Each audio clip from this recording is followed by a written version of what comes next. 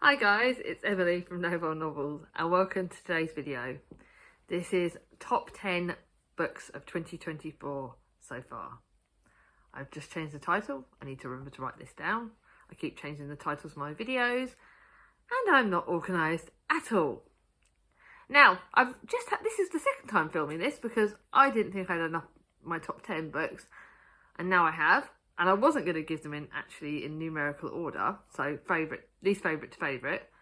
But, excuse me, I have actually made my decision. The top 5 are very much in order. And I've just realised they're very much in order, but they're in reverse order. So I've just actually stuffed myself up now. Because I've put them in the wrong pile, but the wrong way round. But the top 5 are very much in numerical order.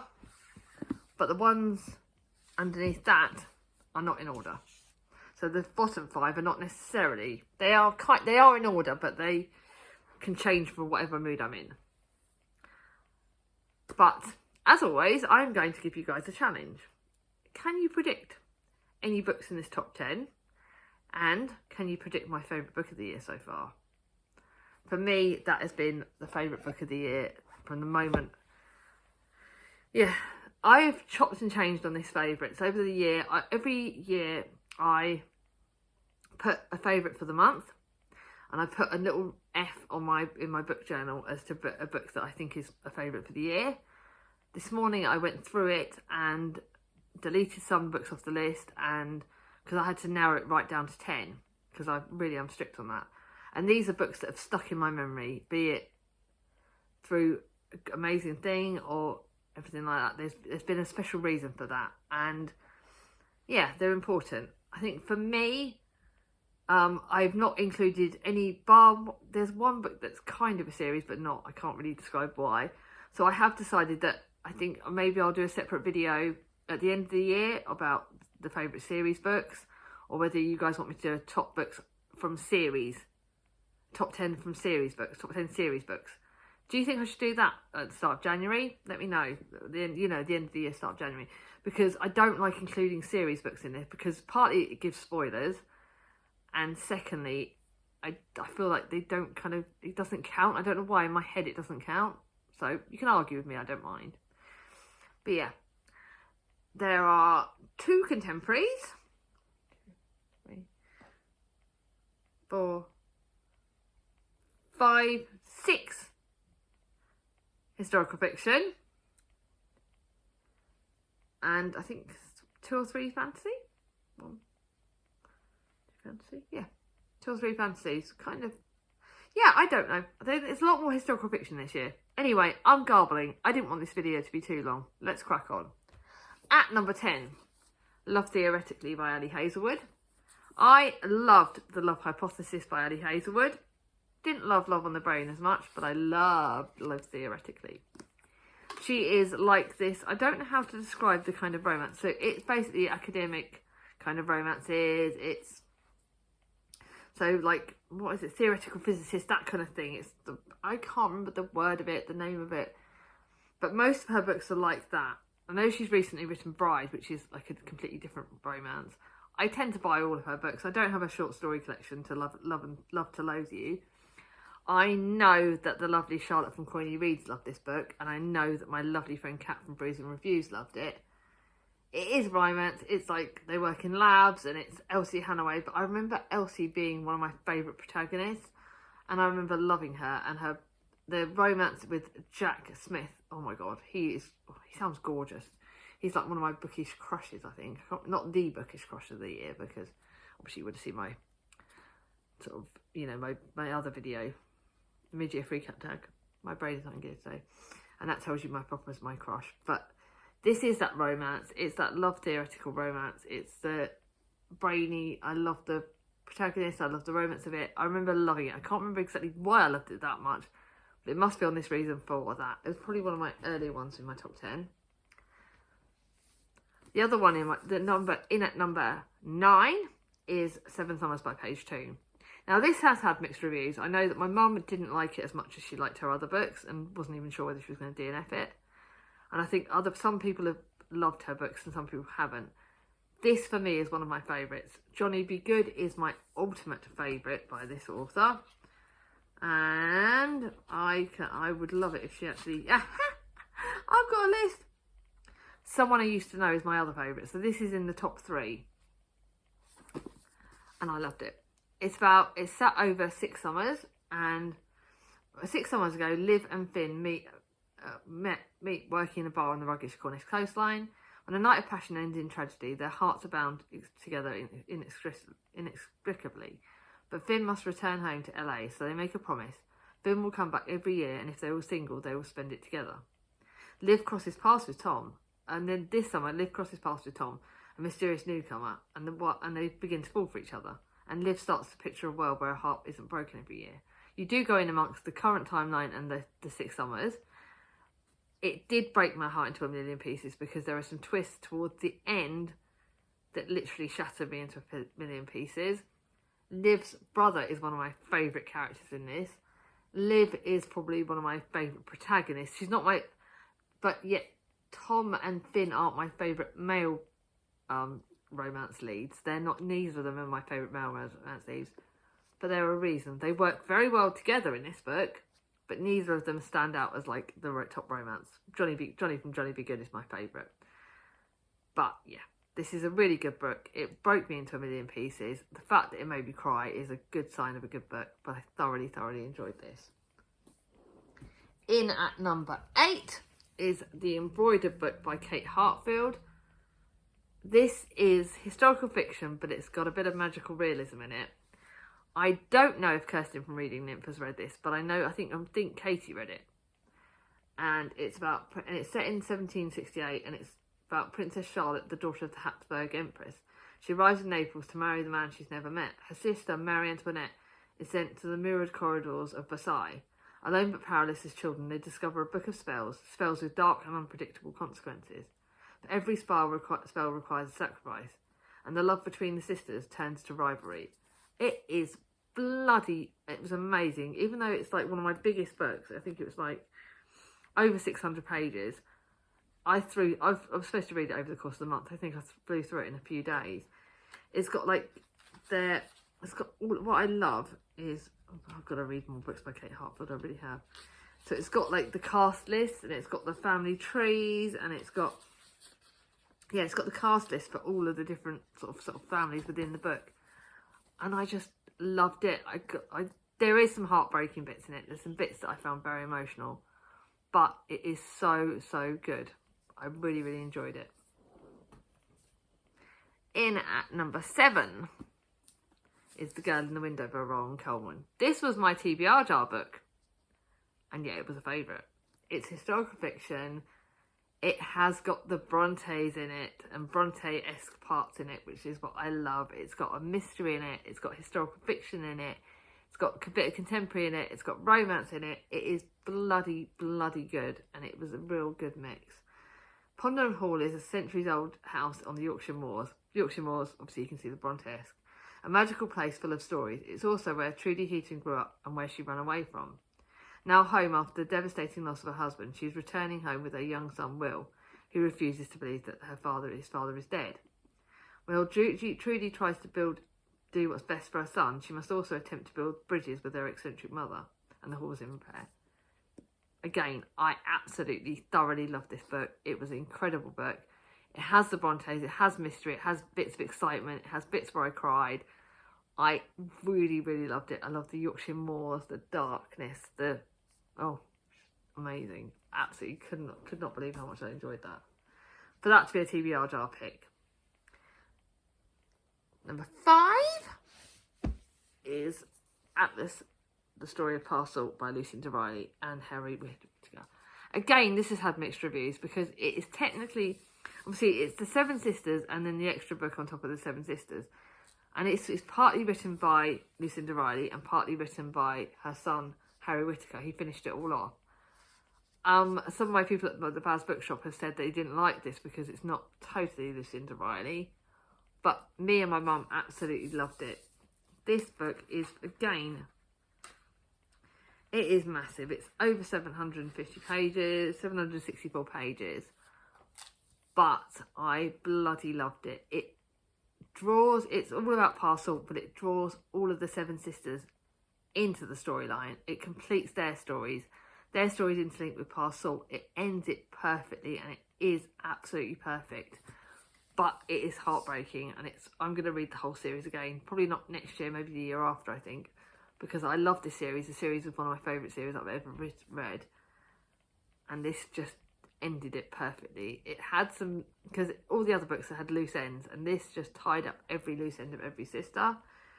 And Parcel storyline is massive, but this book is chunky as.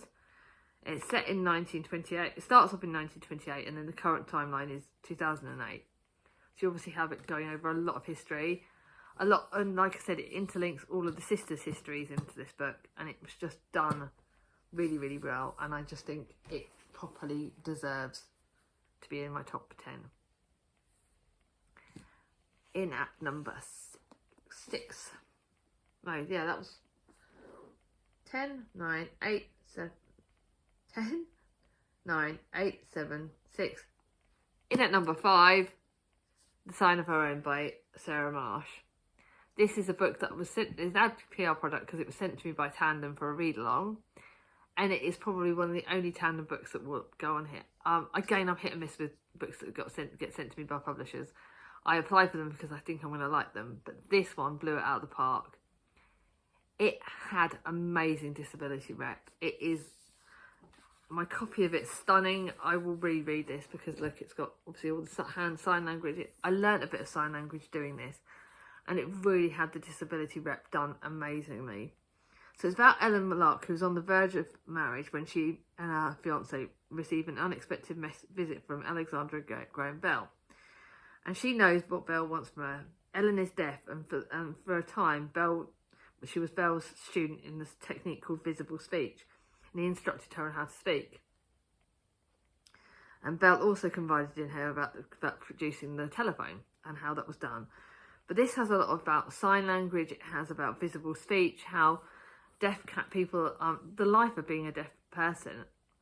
And it really taught me some lessons and reminded me about some of the things that I need to do in my job.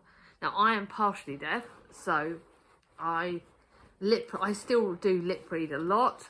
I use visible speech. I look for cues when people are talking to me. I don't do well in big noisy environments, so this struck home to me a lot. And it made me think about sign language. I do need to get better at learning. I keep meaning to. One of these days I'll get off my bum and learn some more sign language. But I am trying. And it taught me about how I need to use my lips to talk. And again, we had a lot of COVID reminders because when we had face masks and we couldn't use our lips, we had to use our eyes, and just so many different things. With face masks cover people's lips, they made it harder to hear. This book taught me a lot, and the historical fiction side of it is good. The author is actually a Known Voices, and I was a Known Voices person when I was doing the readathon, so I think that helped me a lot. And it is history. It's partly fiction, partly non-fiction. It's an incredible book. If you want to learn about being about deafness, and if you want to learn about the history behind sign language and visible speech, this will. But it will create, like I said, it will put a lot of thoughts in your head about it. But it was an incredible book, and it's one that really, if anything for me, I don't know how much I rated it when I first read it, but it's one that's stuck in my brain quite a lot.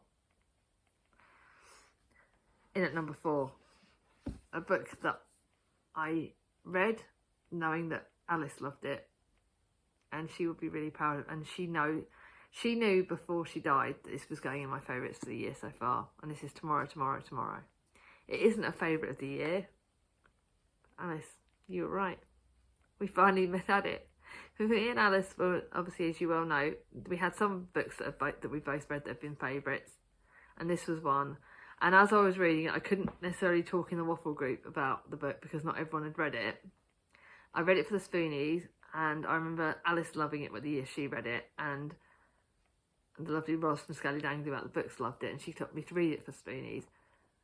It has chronic pain rep, it has other disability rep in it, and it's romance, but not romance in the technical term. It's kind of historical fiction as well, and it's about gaming, and it's got all of the things, and I love talking to Alice about this, and that was one of our last really big conversations about this in May.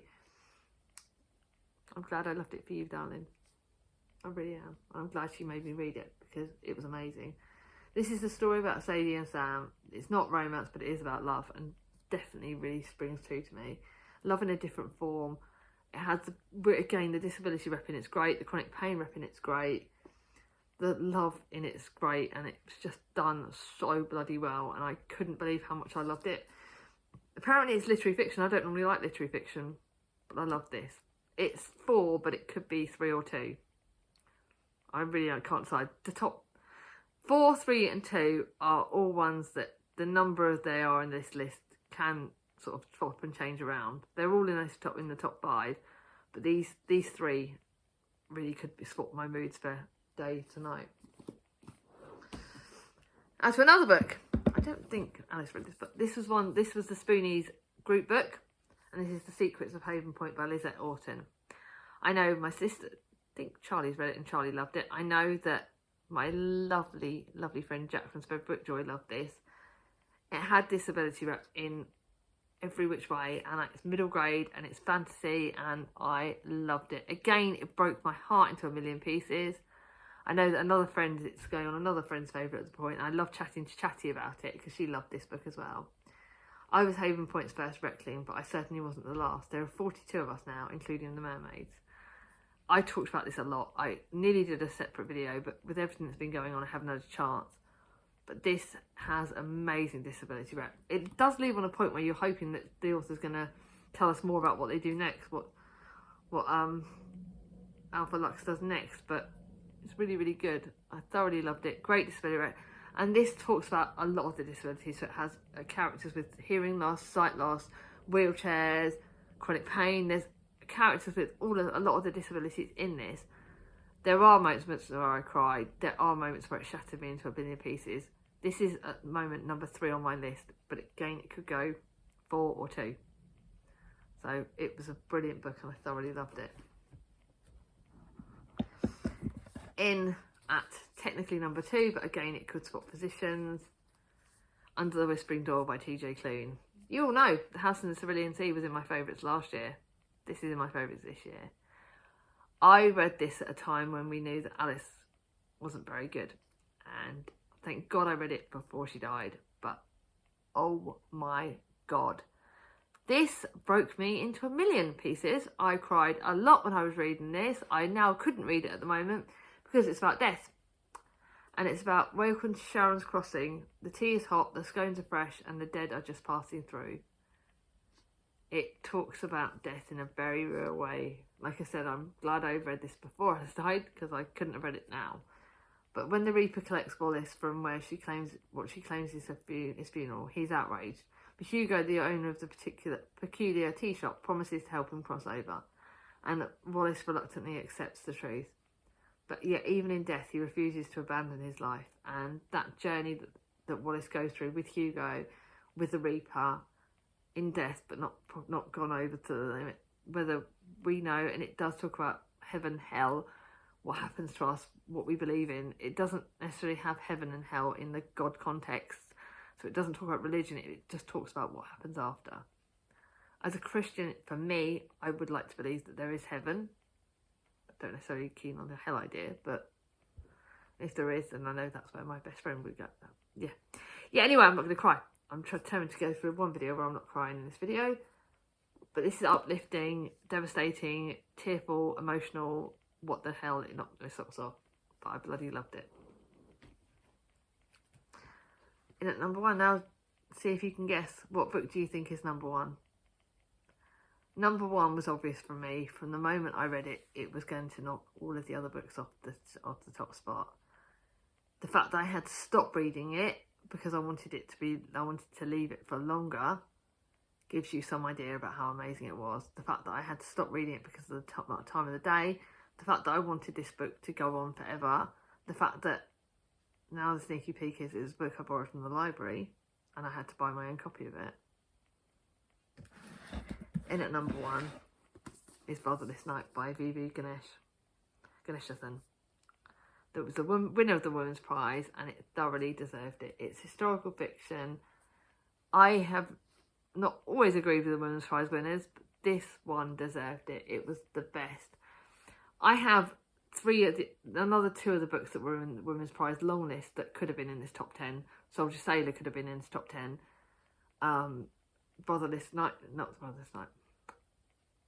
Nightbloom could have been in this list. They were both two other books that were absolutely incredible. But for me, I wanted to include one book from the Women's Prize, and I wanted to include the one that stood out to me the most and one that really did live in my heart. Obviously, I've spoken about this book. Everyone knows about this book. I'm not going to go into too much detail, but it is about 16-year-old Sashi who wants to become a doctor, but over the next decade, the vicious civil war tears through her hometown of Jaffna. Her dream spins off course, and she sees those around her, including her four beloved brothers and their best friend, get swept up in political ideologies and the consequences. This will destroy you into a million pieces. It is a very, very emotional book, but it's an incredible book, and I think it's one of the best written. This is the first novel. It's a debut author. This deserves way more prizes than just the Women's Prize. I hope it wins a lot more because it was incredible and it thoroughly, thoroughly deserved it. So, what do you think of my top 10? Are any of these that are in your top 10?